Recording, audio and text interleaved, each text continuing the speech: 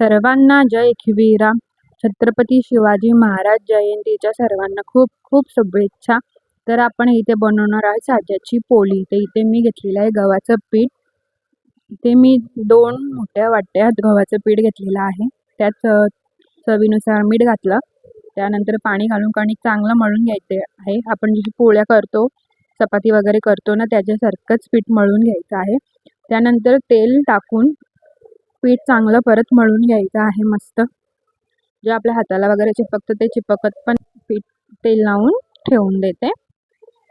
मस्त मळून घ्यायचं आहे. हे बघा असं चिपकतोय ना, तसं चिपकणार नाही. मग तुम्ही परातात वगैरे घ्याल पीठ मळायला. मी असंच बाउलमध्ये मळते. जसं तुम्हाला जमेल तसं तुम्ही मळून घेऊ शकता. इथे चांगला मी आता पीठ मस्त मळून घेतलेला आहे. बघू शकता की मस्त असा गोळा तयार होतोय पिठाचा. मऊ आता आपण थोडंसं याला हार्डच ठेवलेलं आहे. जास्त सॉफ्ट मलायचं नाहीये.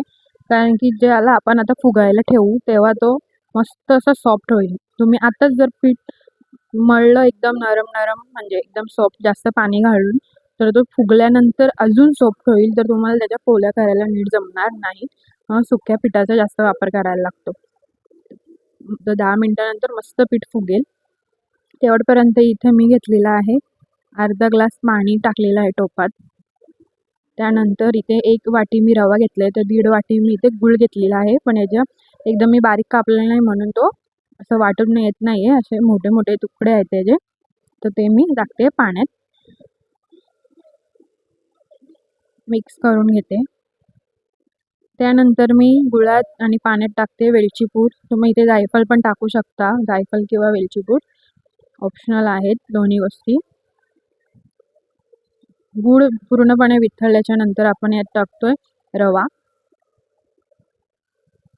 साज्याची पोळी खूप म्हणजे खूप वर्ष जुनी आहे ही पद्धत बनवण्याची. ती तुम्हाला मी दाखवते. खायला पण खूप छान लागते, मस्त लागते. आता तर आपल्या इथे तर तुम्ही पण नक्की ट्राय करा. इथं रवा मी गॅस स्लो करून रव्यावर झाकण देऊन ठेवते. तर इथे बघू शकता तुम्ही रवा थोड्यापैकी असं शिजलाय. तर यात मला अजून पाण्याची गरज वाटते. तर मी इथे अजून अर्धा ग्लास घेतलेला आहे पाण्याचा. पूर्ण नाही घालायचं आहे, थोडं थोडं करूनच घालायचं आहे. अशा प्रकारे मिक्स करून घ्यायचं आहे. मस्त रवा चांगला शिजवून द्यायचा आहे. छान मिक्स करून घ्यायचं आहे. आणि जे राहिलेलं होतं पाणी ते पण टाकायचं. म्हणजे आपल्याला यात 1 ग्लास पाणी लागलेलं आहे. पूर्ण मिक्स करून घ्यायचं आहे. तर अजून याच्या पुढे पाणी आपल्याला अजून लागलं तर आपण टाकू. आतापर्यंत तरी आपल्याला 1 ग्लासच पाणी लागलेलं आहे. चांगलं मिक्स करून द्यायचं. याच्या गुड्ड्या झाल्या नाही पाहिजे. छान मिक्स करून घ्यायचं आहे. कंटिन्यू चम्मच फिरवत राहायचं, नाहीतर रवा खाली लागला जाईल. अशा प्रकारे बघू शकता एक पण गुठी झालेली नाहीये. तर गॅस स्लो करून झाकण देऊन परत आपण शिजवतो रव्यावर. तर इथे बघू शकता रवा बऱ्यापैकी म्हणजे एकदमच शिजलेलाच आहे. थोडंसंच फक्त कच्चा आहे. एकदम असं मऊसूत झालेला आहे. तर आपल्याला शिजवून घेऊया. अजून गॅस स्लोच ठेवायचा आहे. आणि यात आता मला पाण्याची गरज वाटत नाही. पाण्याची गरज तर यात वाटत नाही. म्हणजे आपल्याला 1च ग्लास पाणी लागलेलं आहे. आणि मी गॅस केली फास्ट आणि कंटिन्यू चम्मच फिरवत राहायचंय. कंटिन्यू चम्मच फिरवत राहायचंय जेवढपर्यंत पूर्ण असा गोळा रेडी होत नाही तेवढपर्यंत मिक्स करून घ्यायचंय छानपैकी. बघू शकता तुम्ही बऱ्यापैकी म्हणजे बोलत होते मी, पण आता पूर्णपणे रवा शिजलेला आहे. पूर्ण इथे रवा शिजून झालेला आहे. तर गॅस स्लो करून मी यात टाकलेला आहे साजूक तूप 2 चम्मच आणि मिक्स कर. आता मी साजूक तूप घातल्यानंतर मिक्स करायला घेतलं ना, तर तुम्ही बघू शकता इथं पूर्णपणे रवा टोप सोडून देतो. पूर्ण असा गोळा तयार होतोय बघा. मस्त छान असा गोळा रेडी झालेला आहे आता. आणि तूप आपल्याला सर्व मिक्स करून घ्यायचंय त्यात व्यवस्थित. हे बघा अशा प्रकारे रव्याने पूर्णपणे सोडलेला आहे टोप. अशी स्टफिंग तुम्हाला रेडी करायची आहे. गॅस फास्ट करून परत मिक्स करून घ्यायचं एकदम. अशा प्रकारे मिक्स करा. खाली लागला नाही पाहिजे. तर इथे रवा तर रेडी झालेला आहे साज्याचा. तर एका ताटात काढून थंड करण्यासाठी ठेवून देते. हे थंड होतंय तवड इकडे बघा मिक्स इकडे ताटात काढून बाजूला त्याला थंड करण्यासाठी ठेवला. थंड झाल्यानंतर मस्त त्याला आता मी काढला. मस्त असा मऊसूद झालेला आहे रवा. त्यानंतर आता इथे पीठ तुम्हाला बघायचं आहे तर इकडे बघा आता 10 मिनिटानंतर एवढा सॉफ्ट झालेला आहे पीठ. एकदम हार्ड मी पीठ मळून ठेवलेला आणि एवढा सॉफ्ट झालेला आहे. जर हाच पीठ आता तुम्ही एवढा सॉफ्ट अगोदरच मळून ठेवला असता याच्यानंतर तो अजून सॉफ्ट झाला असता. तो परत आपल्या हाताला चिपकला असला. म्हणून जेव्हा पण तुम्ही मळाल तेव्हा पीठ तुम्ही थोडं हार्डच ठेवा. तो फुगल्यानंतर मस्त असा सॉफ्ट होऊन जातो. तर इथे आता आपण हा रव्याचं पुरण आहे ते आपण भरून घेतोय. असा मोठा गोळा करून घ्यायचा आहे. एकदम मोठा असा गोळा. हे बघा अशा प्रकारे जशी आपण पुरणपोळी बनवतो ना तशीच सेम पद्धत आहे. हे बघा अशा प्रकारे हळूहळू करून भरून घ्यायचं आहे. सर्व बाजूने पीठ पण तेवढंच आणि पुरण पण तेवढंच असं अशाच प्रमाणे आपण भरून घेतोय. सर्व बाजूने व्यवस्थित बंद करायचा. मस्त आता आपण त्याला लाटून घेऊ. लाटायला पण तुम्हाला वाटेल की फाटली जाईल, रवा निघेल, चिपकला जाईल, तर काहीच नाही. आरामात लाटायला जमतं एकदम.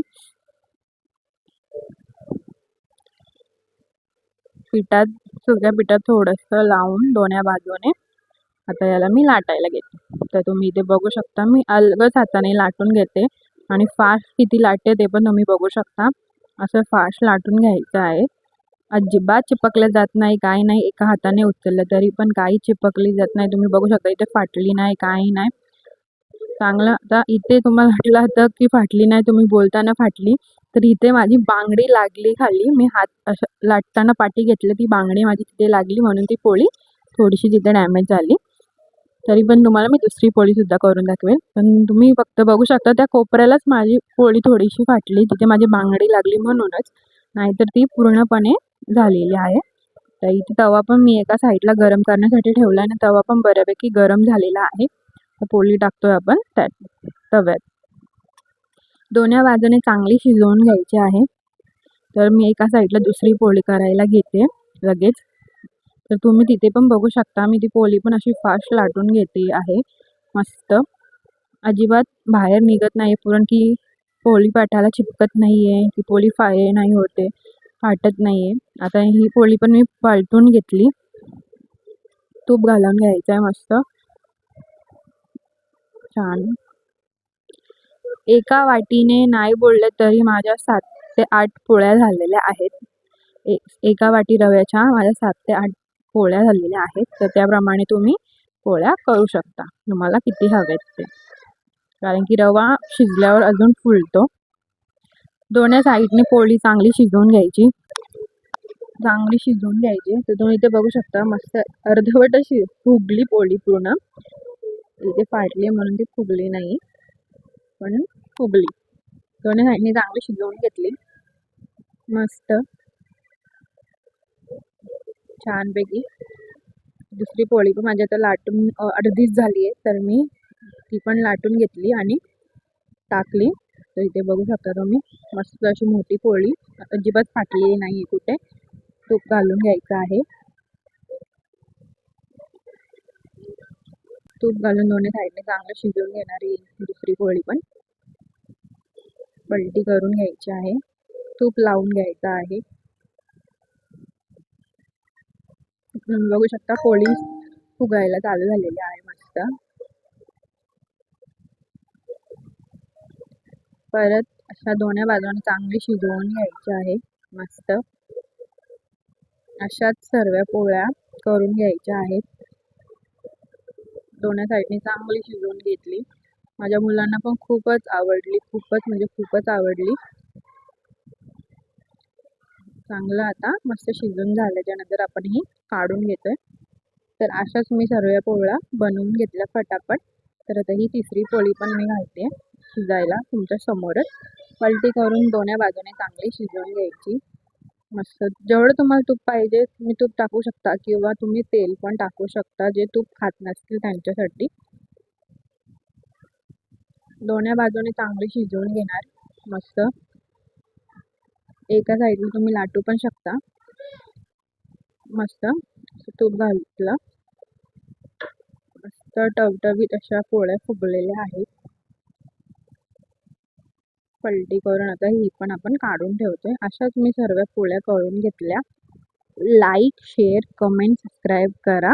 तुम्हाला व्हिडिओ